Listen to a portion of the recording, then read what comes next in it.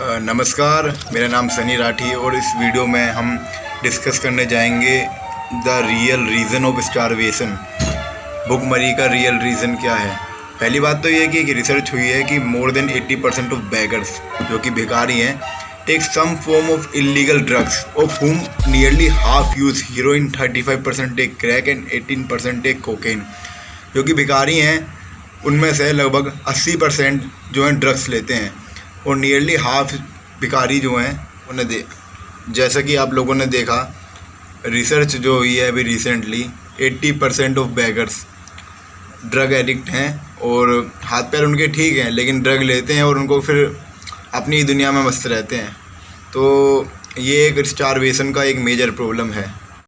But ये जो problem है ये ड्रग्स की, ये कैसे दूर हो सकती है? ये सिंपल से वे में दूर हो सकती है जो कि हमारी प्रैक्टिसेस हैं, जो हमारी रिचुअल्स हैं और जो हमारी डिवाइन नॉलेज है, उससे ये सब लोग ये जो गलत हैबिट्स हैं इनको छोड़ सकते हैं। इस वीडियो में मैं एक एग्ज़ाम्पल भी देना चाहूँगा। एनिस काउफस जो कि एक डच मॉडल हैं, उन्होंने क्या कहा था, chanting the holy name of the supreme Lord Krishna help me give up bad habits, it changed my vision of things. इन्होंने कहा था कि जब ये कृष्ण नाम लेती थी तो इनकी सारी गलत आदतें अपने आप छूट गई। तो ये जो भक्ति होती है या कि कोई भी मतलब हमारे रिचुअल्स हैं, हमारे बिलीफ्स हैं, ये इन चीज़ों को ओवरकम करने में मदद करती है काफ़ी। और भुखमरी का केवल ये ही रीज़न नहीं है, spiritual starvation is the real problem.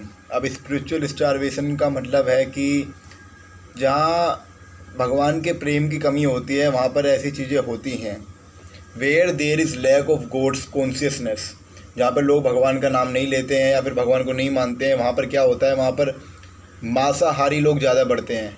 अब मांसाहारी से मेरे कहने का क्या मतलब है मैं भी आपको समझाता हूँ, क्योंकि मांसाहार बहुत बड़ा मेजर रोल प्ले कर रहा है स्टारवेशन में। The rituals and beliefs of the temple promotes vegetarian, मतलब अगर आप बिलीफ्स एंड रिचुअल्स को फॉलो करोगे तो लोग अपने आप वेजिटेरियन बनते हैं। और तो क्या, और डू यू नो कि एक जो वेजिटेरियन डाइट होती है वो ज़्यादा लोगों का पेट भर सकती है।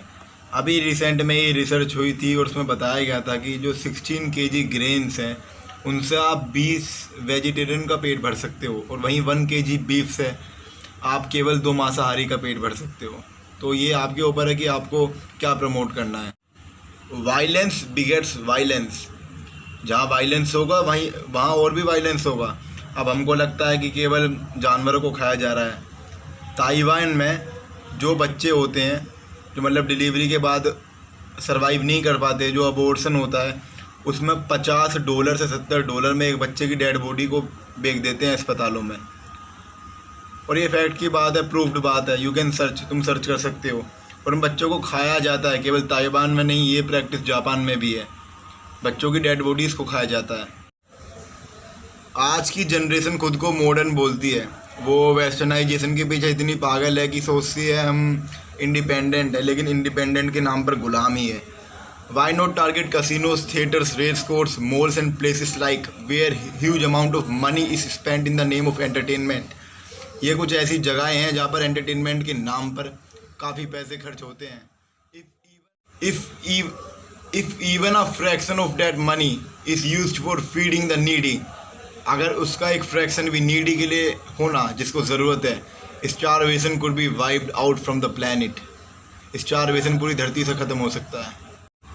अगर हम चाणक्य के राज की बात करें, चाणक्य पंडित जो भारत के प्रधानमंत्री जब रहे थे, तो उस समय हम लोग सोने और चांदी के बर्तनों में खाना खाया करते थे और आज हम स्टील के बर्तनों में खाया करते हैं। तो मॉडर्न कौन है और मूर्ख कौन है वो इतिहास बता देता है। खैर ये अलग टॉपिक है, अब बात करते हैं इस पर। एवरीडे मतलब जो अमेरिका है वहाँ पर गैम्बलिंग, सुट्टाबाजी, नशे में और बार्स में, लगभग कैसीनोज में $1 बिलियन खर्च होता है डेली। साल का बैठ जाता है $330 बिलियन। अगर हम बैठकर हिसाब लगाएं तो $1 बिलियन से लगभग 50 मिलियन लोगों को खाना खिला सकते हैं। तो अब ये हमारी चॉइस है कि हमें क्या बॉयकॉट करना है और क्या नहीं। जय हिंद, जय भारत।